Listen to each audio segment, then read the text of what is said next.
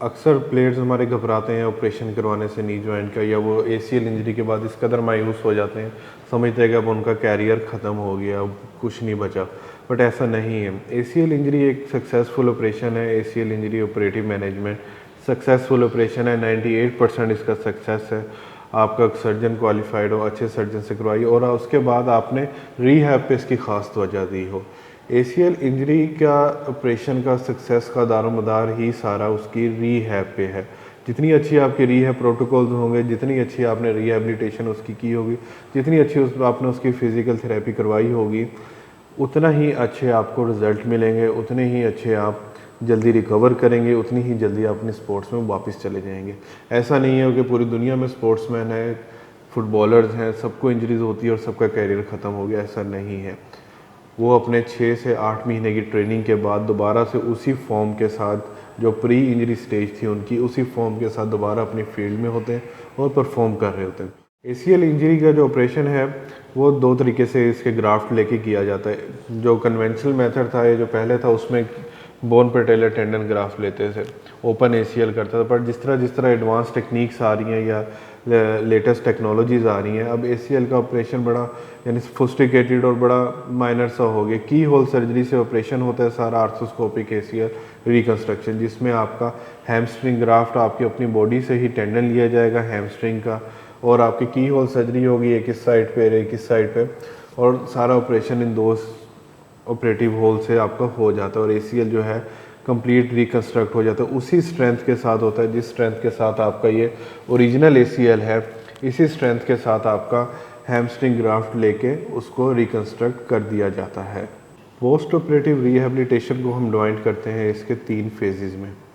सबसे पहले फ़ेज़ 1 पे जाने से पहले और सर्जरी पे जाने से पहले मैं अपने पेशेंट्स को एडवाइस करता हूँ कि वो प्री सर्जरी सेशंस लें फिज़िकल थेरेपिस्ट से रिहेबिलिटेशन सेंटर में, ताकि प्री सर्जरी उनकी मसल रीएजुकेशन हो, उनको भी पता हो कि मेरा आगे पूरा प्लान क्या है, किस किस फेज़ से मैं गुजरूंगा और किस तरह मेरी ट्रेनिंग होगी। एक पूरा पेशेंट एजुकेशन प्रोग्राम होना चाहिए प्री सर्जरी।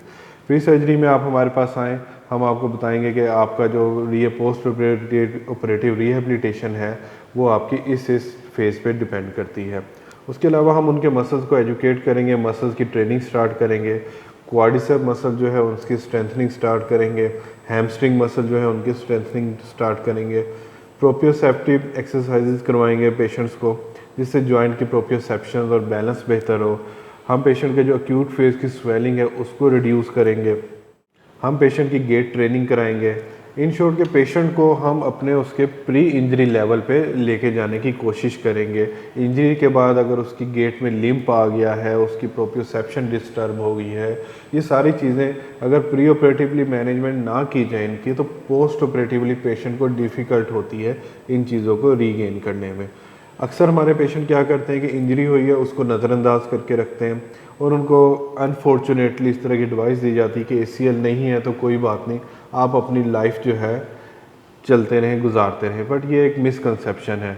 अगर एसीएल नहीं होगा, आपका जॉइंट जो है बार बार जर्क लेगा जॉइंट आपका, जिसकी वजह से जितनी दफ़ा भी उसमें ट्विस्टिंग होगी, जर्क लगेगा, आपका मेनिस्कस डैमेज होगा। मेनिस्कस डैमेज होगा, आपका आर्टिकुलर कार्टिलेज डैमेज होगा, जिसकी वजह से आर्थराइटिस, अर्ली आर्थराइटिस होने के चांसेस आपके जॉइंट में बढ़ जाएंगे। तो एसीएल इंजरी अनफॉर्चुनेटली इधर गाइड किया जाता है कि एसीएल इंजरी हो गई है तो कोई बात नहीं, आप इसके बगैर अपनी लाइफ को कंटिन्यू रखें। बट ये मिसकंसेप्शन है, गलत है। आप एक यंग एज नौजवान है, आपकी पूरी लाइफ आगे बढ़ी हुई है। अल्लाह ने एसीएल बनाया किसी मकसद के लिए है, जिसका काम है घुटने को आगे की तरफ बढ़ने से या आगे जो जर्क लग रहा है उससे रोकना। एक स्पोर्ट्समैन है, उसकी एसीएल इंजरी के बाद इतना डिसऑर्ड हुआ कि उसने अपनी गेम छोड़ दी, या उसको प्रॉपर गाइड नहीं किया गया, वो उसी टूटे हुए एसीएल के साथ अपनी स्पोर्ट्स करता रहा। और जब भी उसने ट्विस्टिंग मूवमेंट की, या हाइकिंग का शौक़ था किसी को पहाड़ से वापस उतरते हुए या तेज़ी से स्टेयर्स उतरते हुए, हर दफ़ा जर्क लगता रहा और वो ट्विस्ट होकर उसका घुटना जो है मुड़ के पेशेंट गिरता रहा। जितनी दफ़ा भी ट्विस्टिंग होगी तो आप अपना मीडियल मेनिस्कस डैमेज कर रहे हैं, आपका जो आर्टिकुलर कार्टिलेज है पूरा आप इसको डैमेज कर रहे हो। इसकी वजह से जो आर्थराइटिस किसी स्पोर्ट्समैन को 60 साल की उम्र में या लेटर स्टेज में होना था, इस वजह से ACL ना होने की वजह से वो आर्थराइटिस उसको अर्ली एजेस में स्टार्ट होना शुरू हो जाता है। और यहाँ तक देखा गया कि पेशेंट्स 40 ईयर एज के पेशेंट होते हैं, ACL ना होने की वजह से नी उनका बैलेंस नहीं होता, प्रोप्रियोसेप्शन होती नहीं है पूरी, और पेशेंट जो है आर्थराइटिस उसको 40s में स्टार्ट होना शुरू हो जाता है। अब हम आते हैं इसकी पोस्ट ऑपरेटिव मैनेजमेंट की तरफ। ACL रिकंस्ट्रक्शन होगी आपका इधर कोई भी ग्राफ्ट यूज़ किया गया है, बोन पेटेलर टेंडन या हैमस्ट्रिंग ग्राफ्ट के साथ आपकी ACL रिकंस्ट्रक्शन हो गई। यहाँ पे आगे सर्जन का काम आपके काफ़ी हद तक ख़त्म हो गया। आगे अब सारा काम आपके फिज़िकल थेरेपिस्ट और आपके रिहेबिलिटेशन पे मुनहसर करता है। ऐसा नहीं है कि ऑपरेशन हुआ है आपका 10-15 दिन आप इमोबिलाइज़र लगा के बेड पे पड़े रहेंगे या कंप्लीट बेड रेस्ट रखेंगे, ये चीज़ एक गलत है। आपका ACL हुआ है, ACL के बाद अब वेरी नेक्स्ट डे वॉक करने के काबिल होते हैं, walk with the help of walker, with the help of crutches. Patient की जो वॉकिंग है with the help of crutches या with the help of walker frame जो है आपका, उसके साथ पेशेंट को हम वेरी नेक्स्ट डे वॉक करवा सकते हैं। पेशेंट जो है आज ऑपरेशन हुआ है, कल वो पेशेंट वॉकर के साथ पार्शल वेट बेरिंग के साथ चलने के काबिल होगा। आपका वॉकर की मदद से आपका फिज़िकल थेरेपिस्ट जो है आपको वॉक करवाएंगे, आप स्टेप्स ले सकते हैं। फेज़ 1 जो मुश्तमिल है आपका स्टार्ट के 1 वीक पे मुश्तमिल है, 1 वीक से लेके 2 वीक के दौरान इसमें आपके जो गोल्स होंगे, जो जो चीज़ें आपने अचीव करनी है, आपने उसकी नी बेंडिंग अचीव करनी अप टू 90 डिग्री तक आप 2 वीक्स में पेशेंट को बेंड करवा सकते हैं उसका नी। अक्सर वो देखा गया कि पेशेंट जो है महीने के एक बाद ऑपरेशन के 1 महीने बाद हमारे पास आते हैं और टांग पे उनकी इमोबिलाइज़र होता है और तब तक उनका नी पोस्ट ऑपरेटिवली स्टिफ कर जाता है, जो एक गलत है। फिर उसके बाद पेशेंट को मुश्किल होती है फुल अपनी बेंडिंग अचीव करने के लिए। तो अर्ली जो फेज़ है स्टार्ट के 2 वीक्स, इसमें आप पेशेंट का नी जो है कंट्रोल्ड मूवमेंट के साथ with the help of physical therapist patient जो है 90 डिग्री तक पेशेंट अपना नी बेंड कर सकता है। मसल एजुकेशन, आपने उसके क्वाड्रिसेप्स को बेहतर करना है, क्वाड्रिसेप्स ट्रेनिंग करवाते हैं हम, उसकी स्पेशल टेक्निक्स है फिजिकल थेरेपिस्ट की जिसकी मदद से पेशेंट की पूरी ट्रेनिंग करता है, मसल्स में पावर आना स्टार्ट होती है। थर्ड वन, आपने उसका इन्फ्लेमेशन, पोस्ट ऑपरेटिव इन्फ्लेमेशन जो है ये मैनेज करनी है। पोस्ट ऑपरेटिव इन्फ्लेमेशन के लिए आप आइसिंग और कोल्ड पैक का इस्तेमाल करेंगे जिससे वो उसकी इन्फ्लेमेशन जो है मैनेज होगी। फर्स्ट वीक के जो आपके गोल होंगे, आपने उसकी नी रेंज इंप्रूव करनी है, मसल कंट्रैक्शन लानी है, पेशेंट जो है initially supported SLR then individual straight leg raise कर सके। थर्ड उसका जो है कि with the help of crutches जो है पेशेंट अपनी वॉक कर सकता है। फेज़ 1 में आपको मैं बता रहा हूँ कि पेशेंट को हमने पेन कम करना है और पेशेंट की हमने रेंज को गेन करना ज़रूरी है।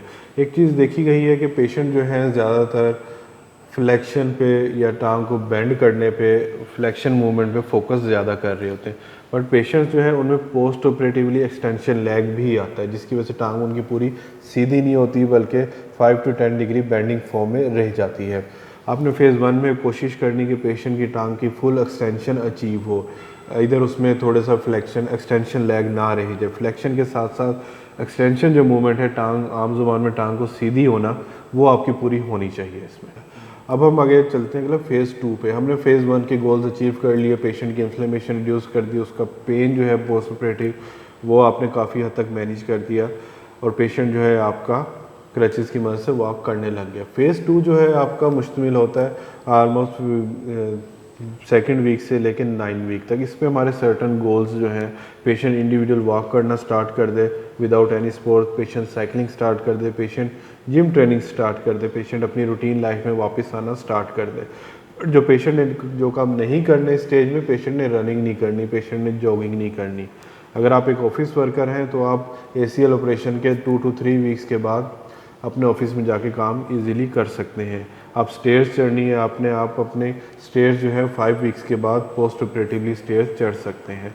फेज़ 2 में हम फर्दर प्रोग्रेस करते हैं, पेशेंट की न्यूरोमस्कुलर ट्रेनिंग स्टार्ट करवाएंगे, पेशेंट की बैलेंस ट्रेनिंग स्टार्ट करवाएंगे, पेशेंट को हम 5 वीक्स के बाद अलाउ करते हैं कि जिम साइकिल स्टार्ट कर सके, पेशेंट को जिम ट्रेनिंग जो है हम 7 वीक्स के बाद अलाउ करते हैं। ये सारी चीज़ें आपकी फेज़ 2 में आएंगी। आपने मेन फोकस करना है कि आपके क्वाड्रिसेप्स मसल और जो आपका हैमस्ट्रिंग मसल है वो बेहतर हो। आपने फोकस करना है कि नी जॉइंट की प्रोप्रियोसेप्शन मूवमेंट्स जो हैं वो बेहतर हो, नी जॉइंट का न्यूरोमस्कुलर कंट्रोल बेहतर हो। इन सब चीज़ों के लिए हमारी मुख्तलिफ़ टेक्निक्स हैं, मुख्तलिफ़ किस्म की एक्सरसाइजेज हैं, मुख्तलिफ़ किस्म के एक्सरसाइज के सेट्स हैं जो हम पेशेंट से अप्लाई करते हैं अपने सेंटर में, और पेशेंट की जो है बेहतरी की तरफ आना शुरू हो जाता है। क्राइटेरिया टू फेज़ 3 है आपका, उसमें आपने देखना है कि सबसे पहले पेशेंट की गेट, अगर तो उसका स्टांस नॉर्मल हो गया, जो प्री इंजरी स्टेज पे था पेशेंट एक नॉर्मल वॉक पे आ गया, आप स्टेज 3 पे मूव कर सकते हैं। आपने पेशेंट की नी बेंडिंग जो है अचीव कर ली है 120 डिग्री तक आप फेज़ 3 पे जा सकते हैं। पेन उसका पोस्ट ऑपरेटिव था वो मिनिमल हो जाना चाहिए, अब तक minimal 1 out of 10, 2 out of 10, not more than this. Third one उसकी स्ट्रेंथ आपने मसल ग्रेडिंग को देखें 4 आउट ऑफ 5 पे अगर पेशेंट है तो आपका पेशेंट जो है स्टेज 3 की तरफ मूव कर सकता है। स्टेज 3 में हमारे सर्टन गोल्स और आ जाते हैं, वो उसकी फंक्शनल ट्रेनिंग के हवाले से आ जाएंगे पेशेंट की, कि जिस स्पोर्ट्स में था वो उस स्पोर्ट्स की उसको प्रिपरेशन करवाना स्टार्ट करेंगे। पेशेंट को हम सर्टन एक्सरसाइज कराएंगे, प्लायोमेट्री एक्सरसाइज हैं, open chain exercise, close chain exercise, ये सारी हमारी फिज़िकल थेरेपी की मुख्तलिफ टेक्निक्स है जिसके लेके हम पेशेंट के साथ चलते हैं। पेशेंट में स्ट्रेंथ ट्रेनिंग के लिए रेजिस्टेंस ऐड करेंगे, अंडर सुपरविजन उनको जिम ट्रेनिंग और रिहेबिलिटेशन ट्रेनिंग करवाई जाएगी। पेशेंट स्ट्रेट लेग के साथ फेज़ 3 में स्विमिंग कर सकता है विद स्ट्रेट लेग।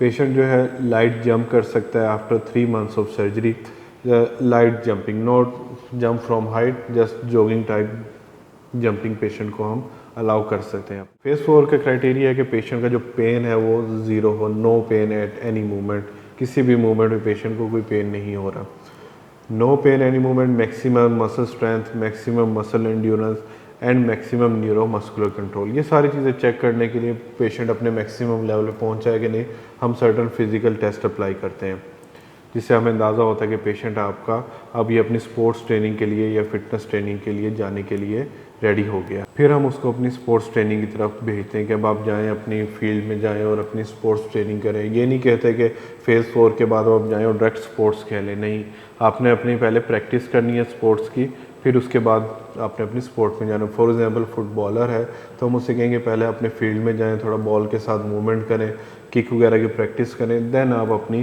कंप्लीट एक स्पोर्ट में जाएंगे। पर रिटर्निंग टू स्पोर्ट्स का क्राइटेरिया एक जो हमने रखा हुआ है उसमें एक पेशेंट की रेंज जो है कंप्लीट होनी चाहिए, full flexion full extension achieve होनी चाहिए।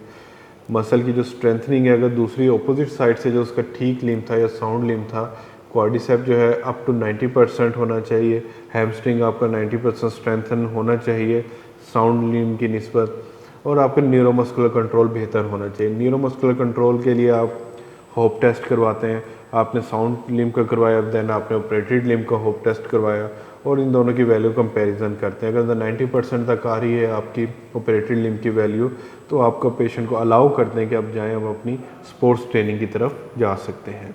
जैसे मैंने आपको बताया ACL रिकवरी में हम डिवाइड करते हैं इसको 4 फेजेज़ में, फेज़ 1, 2, 3, वो सर्टन क्राइटेरिया है जिसके बाद एक फेज़ से हम अगले फेज़ में शिफ्ट करते हैं, और ये सारे वीक्स एक पे मुश्तमिल होते हैं। एवरेज जो टाइम है ACL का जो रिकवरी फेजेज़ हैं वो 6 to 7 मंथ इसमें पेशेंट को लग जाते हैं। उसके बाद पेशेंट्स को हम कहते हैं कि अब आप अपनी स्पोर्ट्स ट्रेनिंग की तरफ आ जाएं। जो सी भी वो गेम खेलता है आपका patient, footballer, hockey player, whatsoever, वो उसकी ट्रेनिंग करे, इसमें उसको ऑलमोस्ट 4 to 8 वीक्स लग जाते हैं। अगर समराइज़ करें इस सारी चीज़ों को depend on condition, patient to patient availability पे, तो हम देखते हैं कि 9 मंथ्स टू 1 ईयर लग जाता है एक पेशेंट को अपनी फुल फ्लैज स्पोर्ट्स में वापस आने में, जिस कंडीशन में वो प्री इंजरी स्टेज पे था या जिस तरह इंजरी से पहले एक बंदा अपनी गेम करता था, उसी लेवल पे जाके गेम करने में उसको ऑपरेशन के बाद 9 माह से 1 साल तक टाइम लग जाता है पूरी ट्रेनिंग के साथ। सर, आपका बहुत बहुत शुक्रिया कि आपने आज इतनी मुफीद मालूमात हमसे शेयर की। मुझे उम्मीद है कि हमारे देखने वालों को आज की इस वीडियो से बहुत फ़ायदा होगा। अगर आप या आपका कोई अज़ीज़ इस तरह के मसाइल का शिकार हैं तो आप दिए गए नंबर्स पे हमसे रब्ता कर सकते हैं। आप इन नंबर्स पे कॉल करके हमारे क्लिनिक पे तशरीफ़ लाइए, हम आपका कंप्लीट एग्जामिनेशन करेंगे, आपकी असेसमेंट की जाएगी और उसके बाद आपको इस तरह के मसाइल से छुटकारा दिलाने के लिए आपकी बेहतरीन फ़िज़ियोथेरेपी की जाएगी। अपना और अपने प्यारों का बहुत सा ख्याल रखिए, दुआ में याद रखिएगा। अल्लाह हाफ़िज़।